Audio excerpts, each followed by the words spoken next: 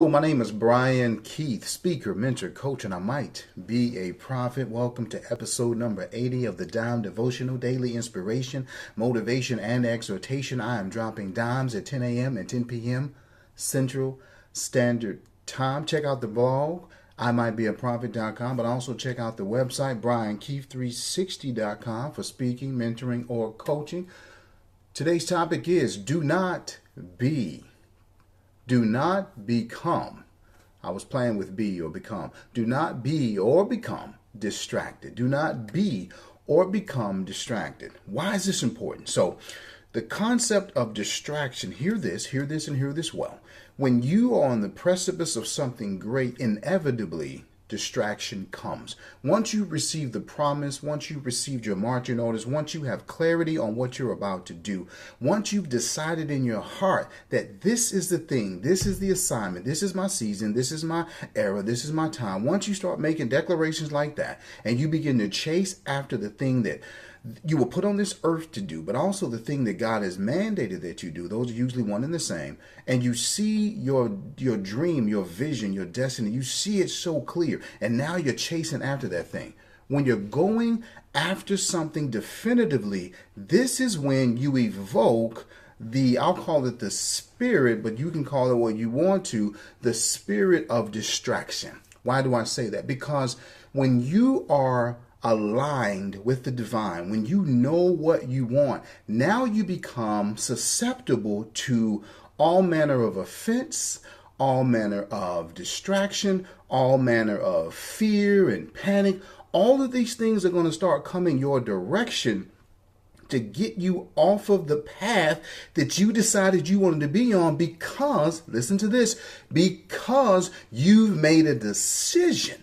Hear what I'm saying? You've made a decision. So I always write my thoughts out, but I really don't like the ebb and the flow of trying to read it to you while I'm on screen. I feel like it's such a better video to watch if I'm just kind of speaking to you, but I've written so much down that I really want you to hear it. So I might kind of alternate between the two, but let me just kind of read a little bit. It is inevitable for a season of distraction to follow a season of clarity. Let me say that once more. It is inevitable for a season of distraction to follow a season of clarity, especially when the season of clarity is forthcoming and requires some sort of extended waiting for the full manifestation of the bountiful season to blossom. So it really becomes an issue when there's a gap between the promise or what you know to do, what you know to accomplish, and actually the fulfillment, the fruition of the thing. And so when we get weary or tired or easily distracted is when you've been in a season, an extended period of time of doing the right thing, following the plan, doing all that you said. And it can be people around you who stop believing. It can be you yourself who stop believing. It can be the circumstances that don't look apropos anymore. A myriad of different things can come along to create in you a distraction, a depression, or a thought process that says, you know what? Maybe I missed it a couple of years ago. Maybe I didn't hear God. Maybe I didn't have a good business plan. Maybe I need to start trusting my gut. Let me continue to read. Sometimes your best day and your worst day can be one and the same, meaning that it would be easy to follow negative events or to allow them to take away from today's achievement. So what happens is usually you can have one of your best days and your worst days in the same day. So you've decided what you wanted to do. You know exactly what direction you want to go. You tell your team, and then one of the key members on your team decides to quit that day. And not only do they quit on you, but they decide to go to your number one competitor. It's the best day and the worst day. It's the best day because you conveyed what the new vision is and you made it plain, but it's your worst day because the person who you knew you were going to depend on has now left you, and to add insult to injury, they went to the competition. So let me give you an example. I want to give you a real world example of a distraction that a lot of people saw. And I saw it differently, and I hope you can kind of hear me out. But let me give you an example, a very recent example. So I recall last year when there was a fast food restaurant who declared themselves the king of the chicken sandwich by launching their own chicken sandwich. This was a bold claim, and it was definitively designed to challenge the reigning king of the chicken sandwich. The bold claims worked, and social media did the rest. The viral challenge created overnight taste test aficionados, I can't even say the word, aficionados, taste test aficionados of chicken sandwiches. The fast food restaurant had lines out the door and down the street. Eventually, they ran out of the infamous chicken sandwich, and it was reported that supplies would be renewed some several months later. In the chaos, many people waited in line for hours to not, and I repeat, to not receive the highly coveted chicken sandwich. Those that did receive the chicken sandwich did not appreciate their time being wasted, or the time that it was wasted or they invested into acquiring the chicken sandwich. So once they got the chicken sandwich and took a bite, they realized that the effort that they put into getting it just wasn't worth it. The viral move is still seen as a success by many, which baffles me. As an entrepreneur, I feel otherwise. To me, the goal to enter the chicken sandwich market was a distraction. Why? It's going back to the theme of what we're talking about, distraction. You cannot, this is the reason why I say it was a distraction, because you cannot, as an individual, as a business, as an entrepreneur, as a husband, as a father, as a student, you cannot be all things to all people. You just can't. You might want to, you might have that desire, but as soon as you're being pulled in multiple directions, you immediately have to know what your core values and your core vices are. If you don't know what you're really here to do, you could be easily pulled in something that's very good. Hear what I'm saying? It has a great application. It's great for the people that are involved. In fact, you love the people who are connected to it, but the problem is it's going to divide your vision. So now you have part of your vision going this way and part of your vision that goes that way. And if your vision is divided, that is called division. So even though you're doing something that's good, it's still creating division inside of you, because now you're trying to chase two rabbits. You can't chase two rabbits. It's a distraction. It was a distraction because the long lines, listen to this is the three things that I pulled from it. The long lines of this infamous chicken sandwich, the new chicken sandwich, best chicken sandwich of the world. They had these long lines. They ran out of chicken sandwich. It was a distraction because the long lines alienated the existing customer base by, again, doing the one thing you can never do: waste your customers' time. Waste the people who are learning from your leadership, or leaning on you for love, learning from your leadership, or listening to you for words of life that you're supposed to speak life into. So there are three people in your life, right? People you're supposed to speak life into, people you're supposed to lead, and people you are supposed to love. Right? And so those are the people that are now not getting your time because you're distracted doing something else. And of course, this is a metaphor. So I want you to realize, to the restaurant, it was a chicken sandwich, but to you, it could be another project. It could be a side project at the job. It could be helping someone that is outside of that assigned group that you are designed to love, lead, and speak life into. It could be someone who is needing what you have, but you're not assigned to them. Why? Because the assignment takes away. That one person undermines your ability to help the whole. So that was a bad assignment. That was your chicken sandwich. Let me get back into it. The distraction caused long lines. It alienated their customer base by wasting their time. The poor customer service and the poor quantity set a bad precedence for the new customers who had come aboard because of the chicken sandwich. So the very people that you attracted because of the marketing ploy are now turned off because they can't even get what you marketed for. So their first experience with your business is a negative one. I hope I'm making sense. The process exposed enormous flaws in the company business models.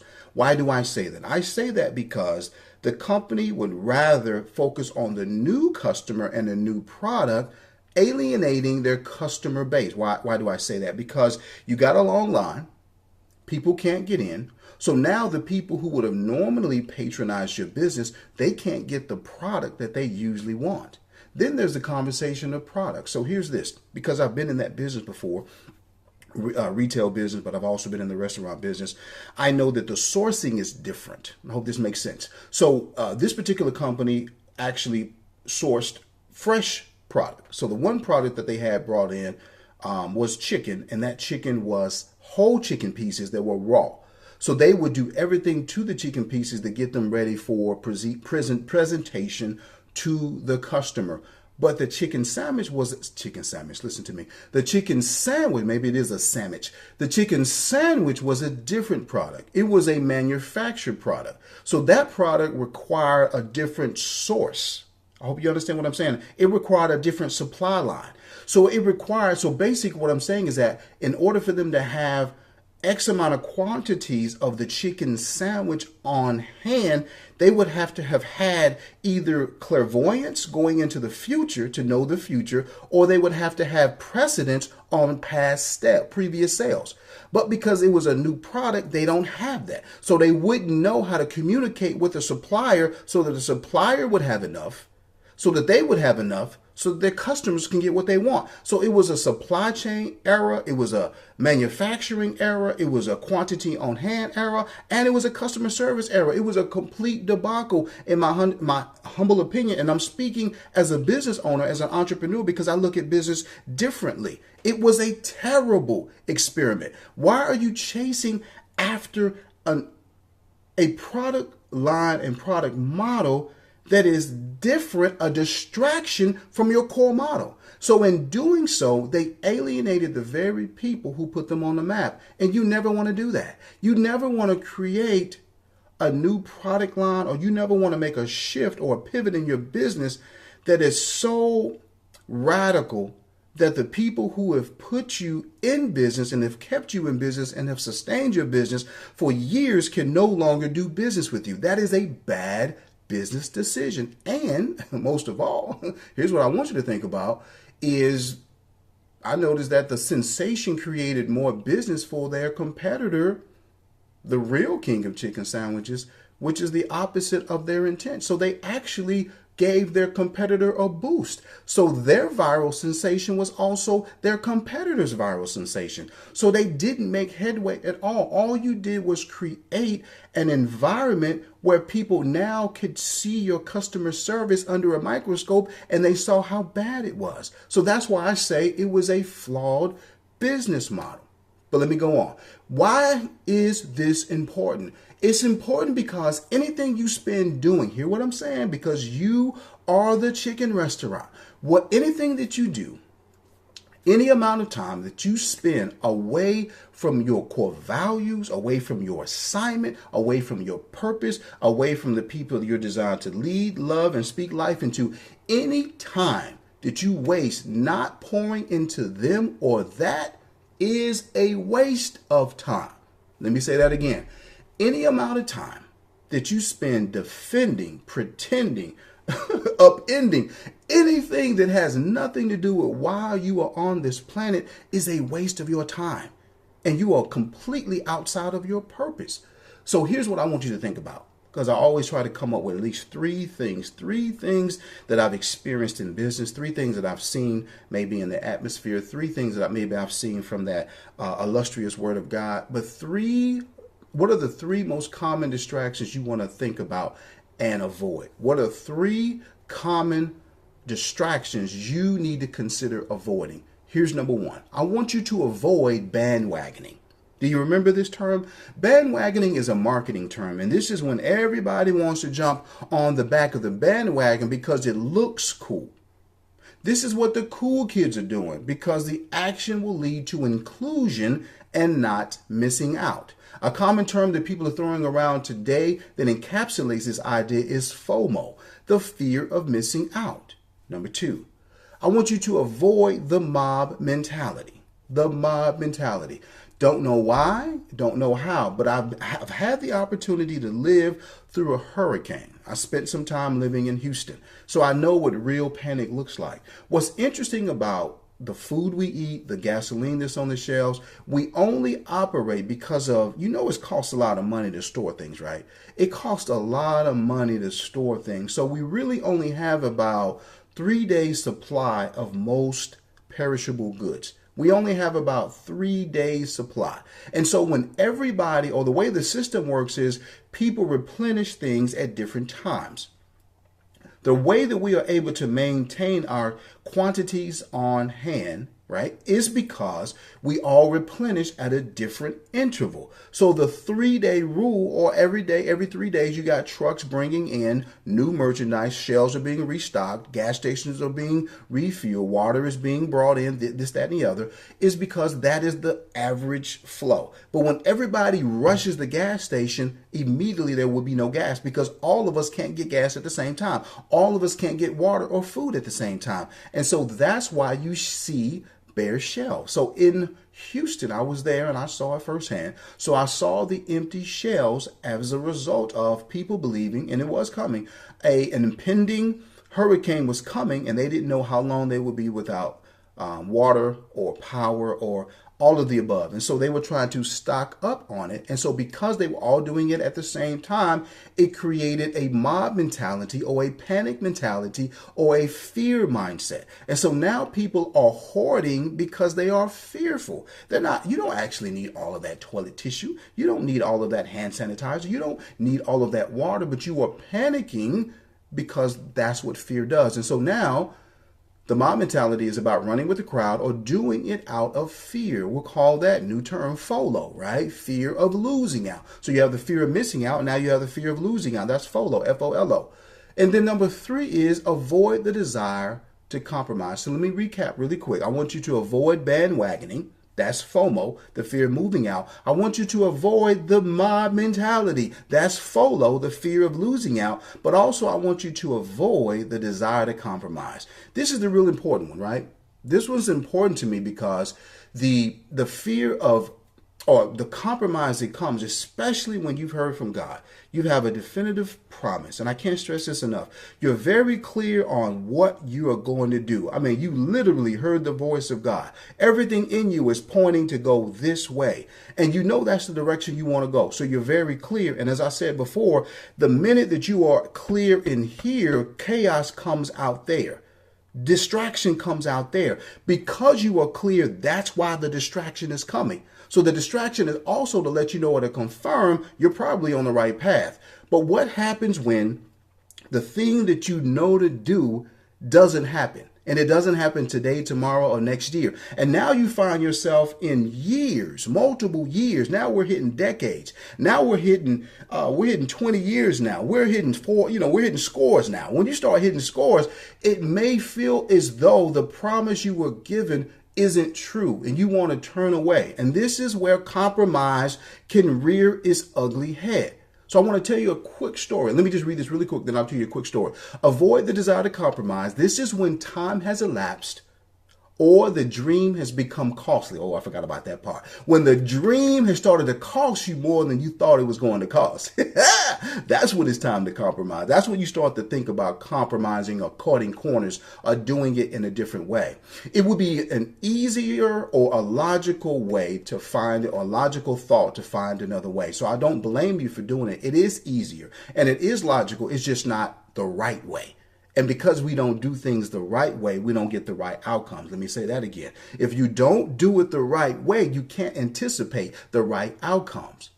This is where this biblical concept, or the biblical icon Abraham found himself when he married Hagar. I really love this story, right? So Abraham has his promise. Abram has his promise. Abram has his promise, who later becomes Abraham.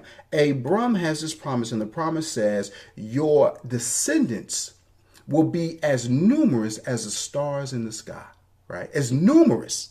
You will have that many descendants. And what's interesting is that this promise is coming to a man who is well into his 80s and has no children. In fact, his wife is just as old as he has, and she's lost her desire for a man. So she's not interested in being with him intimately. They're together, but that sex thing is not that big a deal.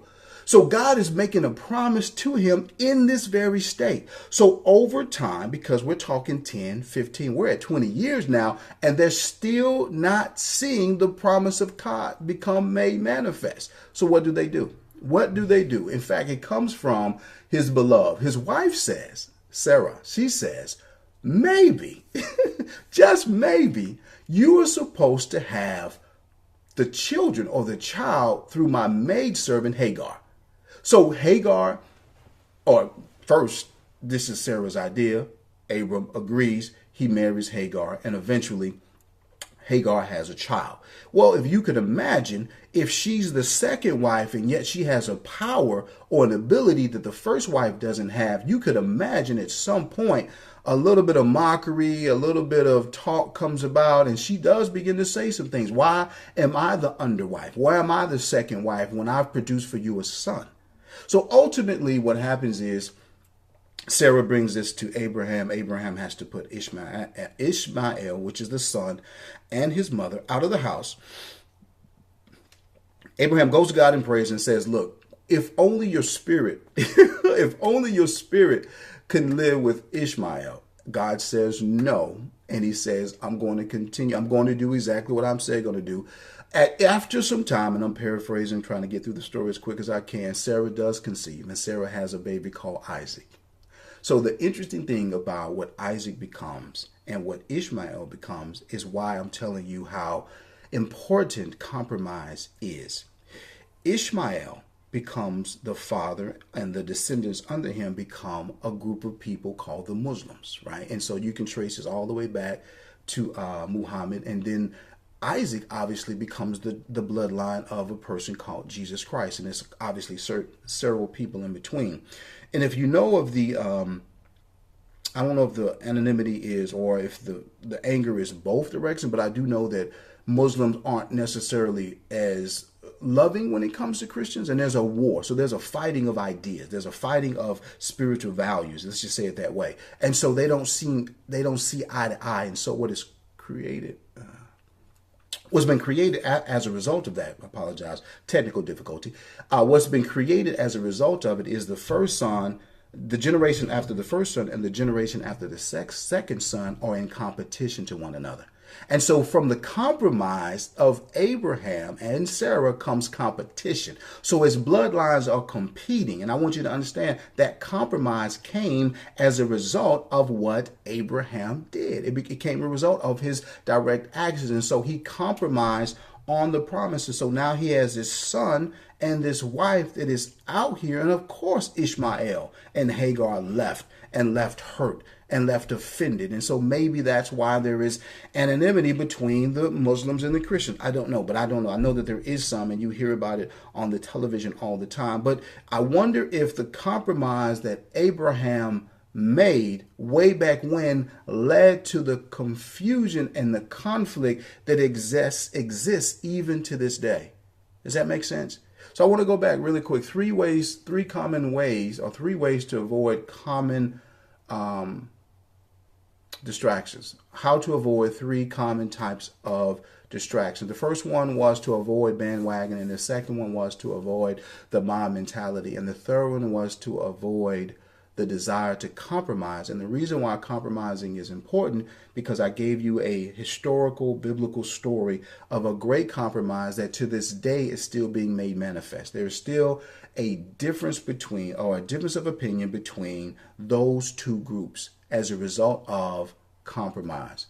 And so to my entrepreneurs, I kind of wanted to go a little bit deeper. I'm kind of done on the lesson in terms of what I was saying, but I wanted to go a little deeper on why I have a definitive opinion about the chicken sandwich. The reason why I have such a definitive opinion about the chicken sandwich is simple, because for my entrepreneurs, what did the aforementioned restaurateurs forget? What did they drop the ball? What did they forget?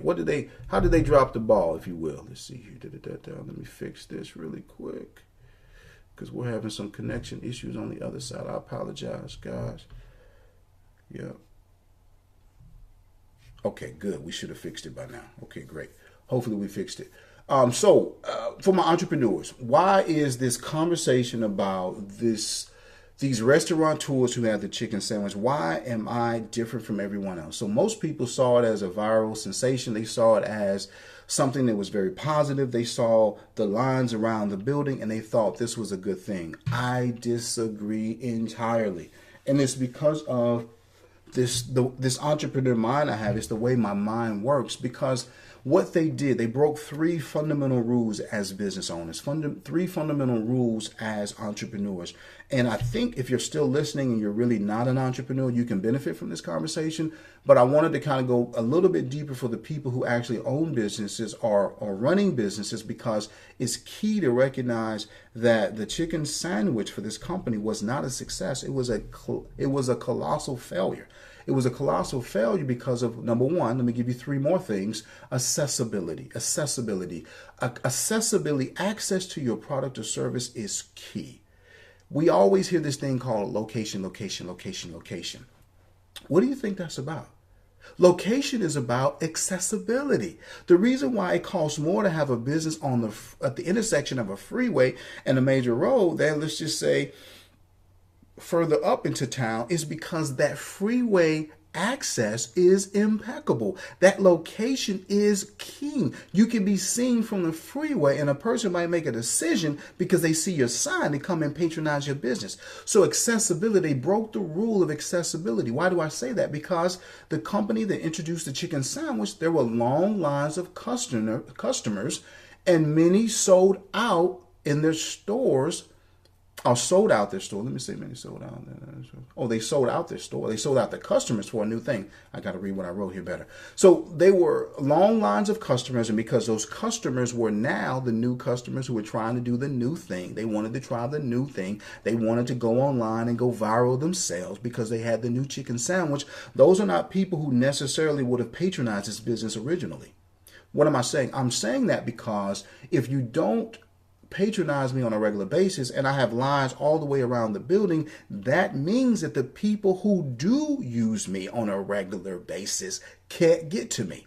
The people who actually built my business, the people who I can rely on winter, spring, summer, fall, to be in my corner to help me sustain my business, those people are being neglected because I offered a new product, and that exposes a fundamental flaw in your value system. You didn't think about your core value customer, your core customer, when you released this product, because releasing this product created an environment, an accessibility environment where they could not get to you. So the people who love your brand couldn't get to your brand. Please hear what I'm saying. Second thing I want you to think about, reliability. So the first was accessibility. The second is reliability. Reliability is the store's loyal customer base was forced to wait or leave. The fervor over the new product was limiting the consumption of the old. Again, reliability. You want to always put your energy into the people who pay you. We have this thing where maybe it's cell phone companies, maybe it's other companies, but they offer a better deal to people who are joining than the people who already exist. Well, that doesn't create loyalty. What that creates is it produces in the mind of the people who are with you that you are just a number and this is only a transaction. This isn't a relationship. If we don't have a relationship and this is a transaction, then when it's time for me to renew my agreement, I'm going to do what you've done. I'm going to go out here and find out the best deal, the best cell phone company for me. So their actions alienated their customers in a way to create disloyalty. So customers who want to be loyal, you've given them reasons to be disloyal. You've proven to them that their business doesn't matter to you. I hope that makes sense. Sustainability. The core product of the store was a fresh product and not a manufactured product. There is and was no product history to know adequate supply levels. I mentioned that earlier. So, and for those who don't understand quite what that is, the only way that you know what your customers are going to order going forward, whether it be a week cycle, a month cycle, or a 90-day cycle, is to look at previous buying consistency. But because it's a new product, you don't know what that is, which is okay, because we introduce new products on a regular basis. But it wasn't just that you had a new product. It was two problems. It was a new product, but it was also a new product source. So now you're getting a product from a manufacturer. See, here's the thing. You got to remember, they are in the business of a fresh product. They produce a fresh chicken. Their chicken sandwich was a manufactured product, which means it was frozen. It was frozen. But the product that they were selling, that they sell on a regular basis, is not frozen. So that means that they had to create a new supply chain. They had to know the quantity, all the quantities on hand had to be readjusted. So there was a lot of research and a lot of data that was going into, or could have gone into, this particular product launch that was just mismanaged terribly. And what I believe they ended up doing was, number one, they didn't help their image at all because they alienated their customer base. They showed that they have a terrible customer service culture, quite frankly, and customer service system. But in addition to that, though, they actually boosted the competitor that they were trying to challenge. So you helped your competitor get strong. You solidified them as the chicken sandwich king. And that's just not good business. And so now many will say, well, and I hear you in your mind, I hear you in my head. You're saying, well, all press is good press. All marketing is good marketing. All coverage is good coverage. So what you're saying is that recognition is everything. Okay, I agree. I agree to an extent. Recognition is important, but then I want to ask you this. Riddle me this, Batman. How do you explain these very well-known companies that no longer exist? Let me give you three names. Circuit City, they had recognition, but they're no longer around. The Sharper Image, recognition, but they're no longer around. Radio Shack, recognition, but they're no longer around. My point is simple. Recognition is not enough. You have to have sound business systems if you want to be a successful business owner, if you want to be successful as a manager, even when it comes to your personal life. Because I hope you can make the transition. Because I'm looking at the chickens or the restaurant and the chicken sandwich selling. I'm looking at that as the restaurant is you and the chicken sandwich is a new thing that you are trying to do or trying to get accomplished. And if you don't recognize what's in your wheelhouse, what you do definitively well, but also what you're assigned to do, hear me well, it's your assignment that's key. If you don't know your assignment, if you just take on any project, any person, any situation, simply because you can, I think you can make the same mistake that the chicken place made by trying to advance their business by going into the chicken sandwich. There was already a king of the chicken sandwich. But that, in fact, what's interesting about the king of the chicken sandwich, they're not even in the chicken sandwich business. They're in the customer service business. So there was no way that you could actually upend the king of chicken sandwiches because your business model isn't strong enough. Your customer service track isn't strong enough. You are transactional. This company is transformational, and you can't touch that. My name is Brian Keith. Thank you so much for listening. I love you and I appreciate you. Bye now.